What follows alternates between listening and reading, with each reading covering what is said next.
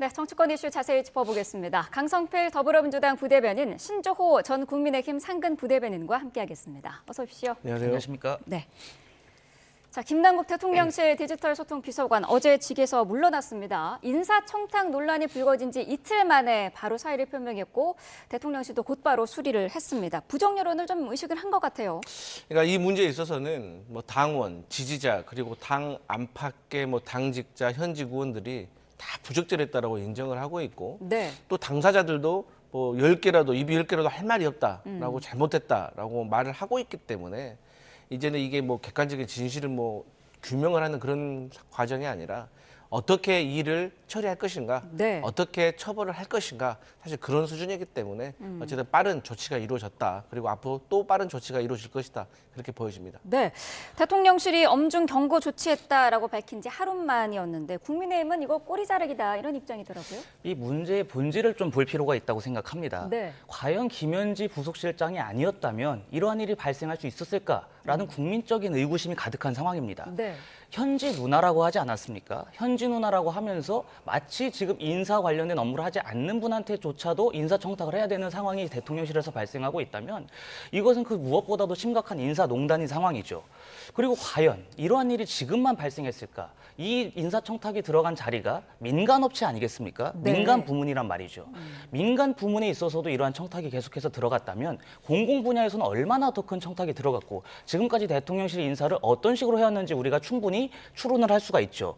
그렇기 때문에 김남국 비서관만 자르고 김남국 비서관만 해임할 것이 아니라 몸통인 김현지 비서관에 대한 인사 조치가 있어야지 다시는 네. 이런 일이 발생하지 않는다.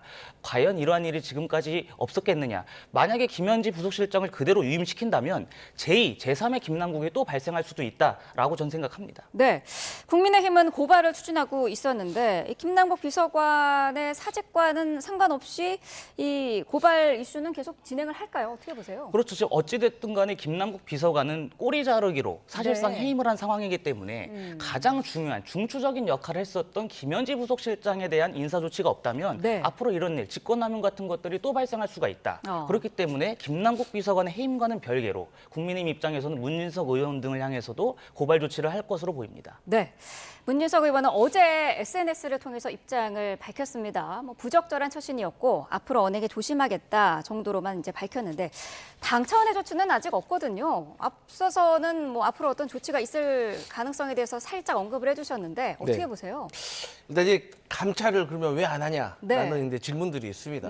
근데 제가 이제 개인적으로 생각하기에는 이 감찰을 하는 경우에는 어떤 객관적인 진실이 좀 규명이 돼야 되는 상황, 즉 당사자 간의 의견이 좀 엇갈릴 때, 그럴 때 이제 하는 것이 감찰이고 진실을 밝히고 그게 또 부족할 수 있으면은 어쨌든 이제 사정기관이라든지 고발을 통해 가지고 객관적인 수사를 통해서 밝혀내는 것이 이제 일반적인데 네. 지금 상황은 제가 말씀드렸듯이 문자를 보낸 사람도 문자를 받은 사람도 잘못했다. 그리고 또 저희 정당에서도 여기에 대해서 감싸고 있는 그런 게 아니라 잘못했구나. 그래 처벌하겠다라는 과정이기 때문에 감찰보다는 이제 어떻게 이 문제를 해결하는가. 즉 문진석 의원이 어떤 형식으로 김남국 비서관이 사직서를 낸 것처럼 어떻게 해결할 것인가가 이제 중요한 것 같아요. 네. 그래서 뭐 저는 오늘 중으로 그래도 최소한 김병기 원내대표가 문진석 의원이 가지고 있는 당직에 대해서는 나름대로 조치를 취하지 않을까라고 생각을 합니다.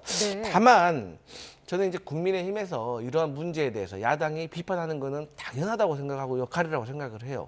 다만 이제 비판을 할 때 일단 김현지 부속실장에 대해서 이제 물고 늘어지죠. 근데 사실 이것도 불찰입니다. 맞습니다. 그런데 이 문진석 의원이 최초에 문자 메시지를 보낸 거에는 김현지라는 이름이 없어요. 네. 그런데 김현지가 마치 무엇을 했다는 것처럼 기정사실화하는 것은 조금 과도하다.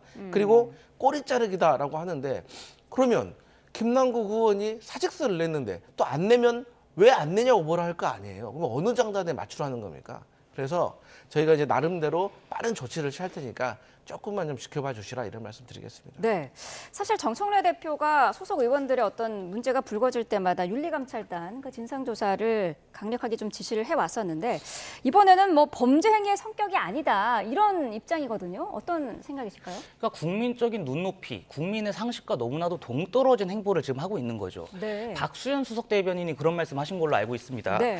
범죄가 아니다라고 하면서 윤리감찰단의 진상조사할 사안도 아니다 이렇게 말씀을 하셨는데 과연 이러한 일